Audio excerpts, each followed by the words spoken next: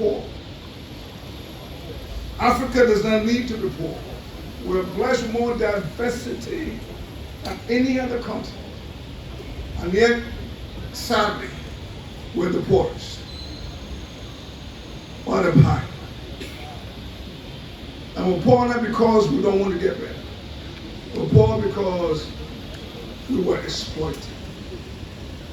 So when I got here and listened to all the speakers, I just took a big sigh of relief and said, finally, we're here.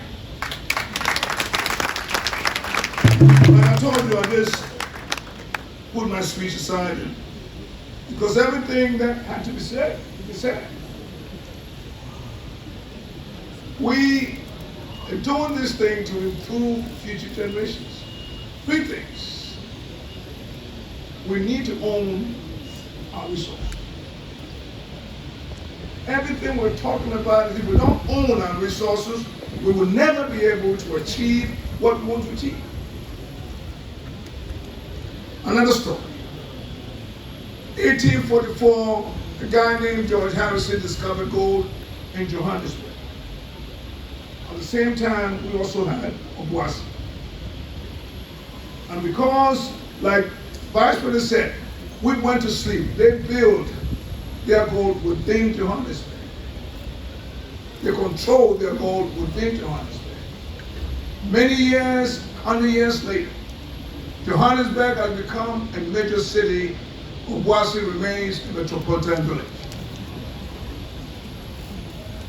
Many years since we were blessed, this continent has been rich, and yet we hold the headquarters of poverty right here. That has to be changed. Leadership leads change. And today I am just glad that leaders of our country found the need to build this. All of us. I grew up in a mining town in Akwatiari. Those guys who were singing Appalachians are here are from Tapa. There are people who came from Prestia and other mining areas. Their communities have been devastated over the years. All we're doing here is to make sure that we strengthen our hand when we go to bargain for the World Bank guy. We own this. When we do that, we then begin to negotiate, not out of fear, and we're not going to be fearful to negotiate.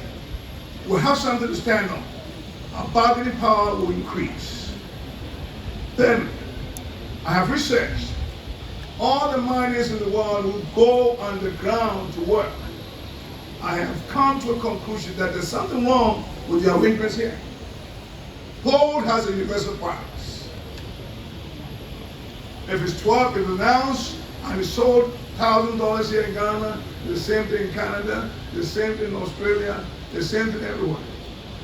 Better yet, when you look at those countries who work and the ground workers, they are paid what their salaries are. That is compared to what the people receive here in Ghana. That must change.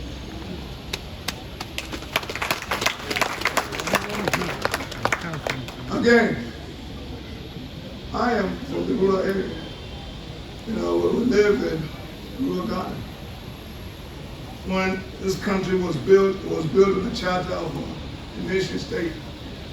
We have long behaved like we're a city state. Everything is in Accra.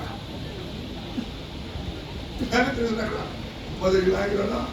Every day there's one traffic coming from the north to the south. This may allow our country to receive revenue where they'll be able to build infrastructure to open up our country. And as we do that, we're connecting disadvantaged people and their communities to economic opportunities. We're building this here now, Mr. Vice President.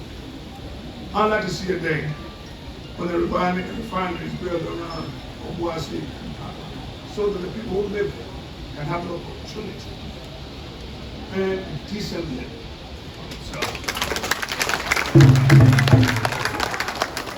There are 70% of our people who live in rural Ghana who are wallowing in poverty, not because they want to be poor, because opportunities have not reached them. And how best can you bring opportunity to people in Tava and Apatia when the refinery like this is built right there locally? We need to change that. And it takes leadership, like what we have now, to bring about changes. Shouldn't be petrified to change. Our people and our country deserve better. And I'm sure all these gallant men, learned people will agree with me. We cannot build a strong economy that excludes 70% of our people. We go nowhere with that. So as we build this thing here, and we're not going to here in Accra, I agree, but in the future, we're going to just ask that things must come to look at where the people who God blessed them to be where they are should enjoy their natural resources. The Western region is by far the richest region in Ghana. The last time I checked, they are the poorest. What the white folks did to Africa is what we're doing to our own selves. We need to bring development to our people, build infrastructure, open up Ghana, employ people, and do that. I have always said, I don't understand what the Forestry Commission is doing in Accra, but what the Ministry of Agriculture is in Accra. Why the Ministry of Natural Resources is doing Accra. We can open up. And we open up with the leadership like this. I know they know what I'm talking about. We need to spread the opportunities. Because without opportunity, no one goes there. Excellency, I'm not going to waste time because there's nothing else to say. You have said it all, who has said it all, Mr. Finance, everybody. So let us work and open up our country. So these guys want to talk about what have to come here to secure things here. We can bring it there. Thank you very much.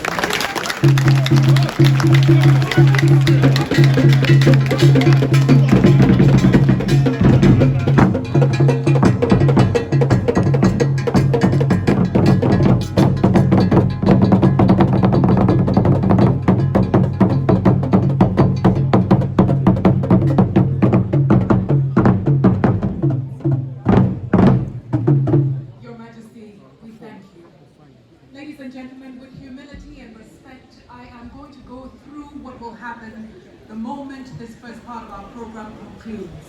I ask you all respectfully that until called, kindly remain seated. After the national anthem, which will follow the closing prayer, I'll ask His Excellency and some VIPs to take a photo